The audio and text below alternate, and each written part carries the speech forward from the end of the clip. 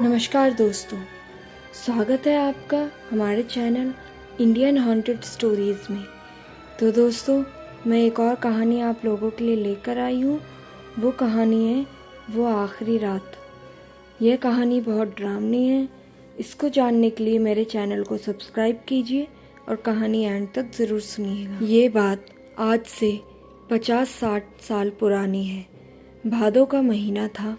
शाम के समय कीचड़ से भरे कच्चे रास्ते में खुद को संभालते हुए एक युवक आगे बढ़ रहा था, क्योंकि कुछ देर पहले ही बारिश बंद हुई थी। अभी तक आसमान में बादल छाए हुए थे, जिससे रास्ता देखने में भी परेशानी हो रही थी। वह युवक अपनी पत्नी को लेने उसके मायके जा रहा था। उस समय यातायात की सुविधा नहीं थी, केवल तांगों के सिवाय, वो भी बारिश के मौसम में कच्चे रास्तों में फंसने के डर से बंद रहते थे।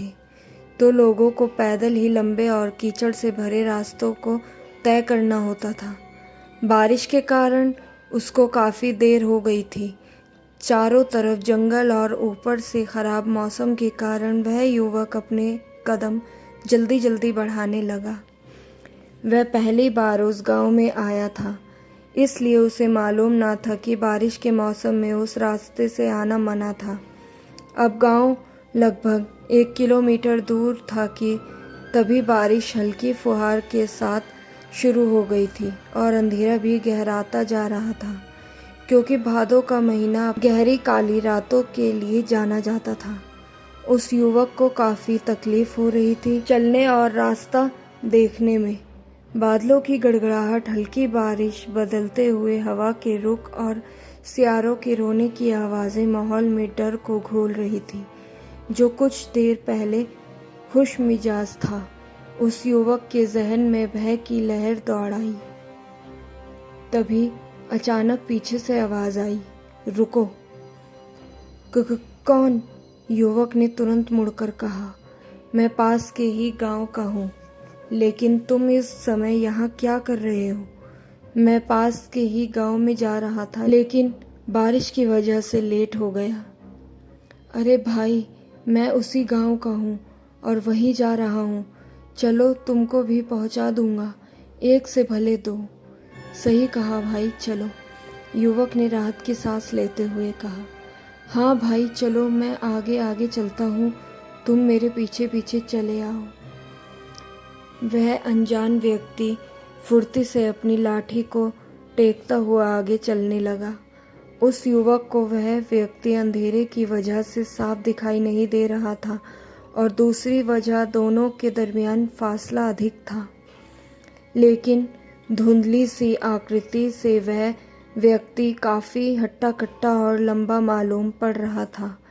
अब रात हो चुकी थी और कीड़े मकोड़ों, सियारों के रोने की आवाज़ों से वातावरण को भयानक बना रहे थे। लेकिन उस व्यक्ति पर कोई असर नहीं था, क्योंकि उसके साथ उस गांव का ही व्यक्ति था।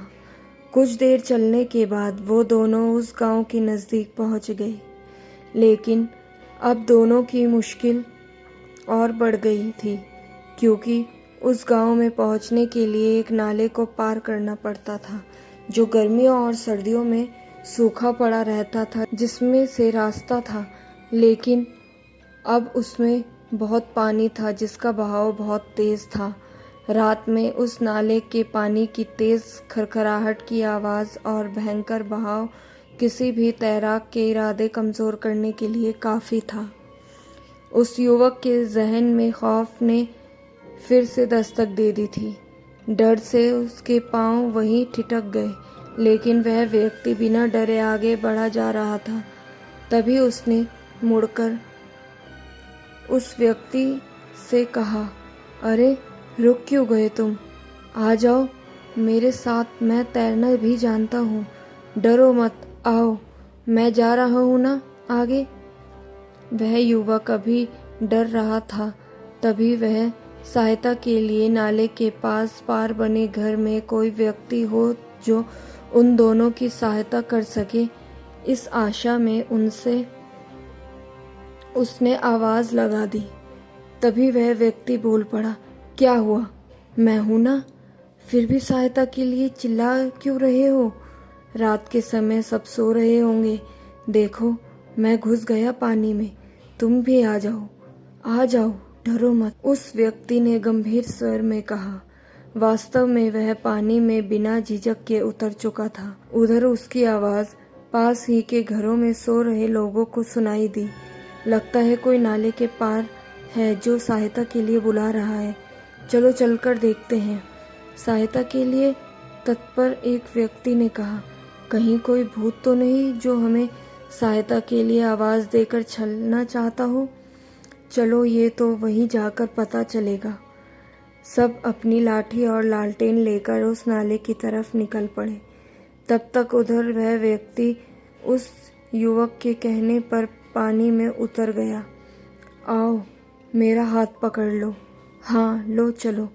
उस युवक ने पानी में आहिस्ता उतरते हुए उस व्यक्ति का हाथ पकड़ते हुए कहा। वो दोनों पानी में कुछ दूर चले ही थे कि उधर से गांव वालों ने आवाज लगाई। कौन है? हम लोग आ चुके हैं। अगर सहायता चाहिए तो आवाज देकर हमें बताओ। उस युवक ने उनको आवाज देनी चाहिए तो उस व्यक्ति ने उसका मुंह अपने हाथों से दबा दिया। क्या हुआ? श्श्श, मैं हूं ना तुम्हारे साथ, फिर क्या जरूरत है किसी और की? उस व्यक्ति की बातों में गुस्सा था और उसका सारा शरीर बात के दौरान कांप रहा था। उस व्यक्ति ने उस युवक को तेजी से खींचते हुए नाले के तेज बहाव के बीचों बीच ले जाकर छोड़ दिया। वह युवक गोता खाने लगा। ये क्या कर रहे हो? बचाओ, मैं डूब रहा हूँ। उस व्यक्ति ने उसका हाथ पकड़ लिया जिससे वो बच गया, लेकिन इस बार उसकी पकड़ में फर्क था। उस युवक को उस व्यक्ति की पकड़ ऐसी लग रही थी जैसे मानो नुकीले धातु से बनी किसी चीज में उसका हाथ फंस गया हो। उस युवक के होश तब ठिकाने नहीं रहे जब उसने उस व्यक्ति की बात सुनी। तुझे क्या लगा मैं तुझे इतनी आसानी से बह जाने देता? आज तेरी बलि चढ़ेगी मेरे हाथों से। तू मेरा शिकार है। कौन हो तुम? क्या चाहते हो मुझसे? तेरी मौत हूं मैं। तभी जोरदार आवाज के साथ बिजली चमकी। उसके प्रकाश में उस व्यक्ति का भयंकर चेहरा देखकर उस व्यक्ति की एक खौफनाक चीख बुलंद हो गई। उसने झटके से उस दरिंदे जो कि एक जलपिशाच था उससे हाथ छुड़ाकर वापस किनारे की तरफ दौड़ा और बचाओ बचाओ की आवाज लगाने लगा। लेकिन तब तक गांव वाले किसी भूत की आवाज समझकर घर वापस चले गए थे। वह वापस किनारे पर पहुंचता तब तक उस जलपिशाच ने उसका पैर पकड़कर खींच लिया और उसे गहराई में ले गया। पानी में काफी देर तक उथल पुथल होती रही। कभी कभी उस व्यक्ति की दर्द भरी चीख भी गूंज जाती। आखिरकार पानी में हलचल होना बंद हो गई। शायद वह युवक अब जिंदगी और मौत की लड़ाई से हार चुका था। ऐसा लाजमी था क्योंकि जलपिशाच कोई आम भूत नहीं होता। उसकी सबसे ज़्यादा ताकत पानी में होती है जहाँ उसको मात देना नामुमकिन होता है। तो दोस्तों, आज की कहानी आपको हमारी कैसी लगी कमेंट करके हमें ज़रूर बताएं। ऐसे ही ड्रामनी कहानी सुनने के लिए हमारे चैनल को सब्सक्राइब करें। धन्यवाद।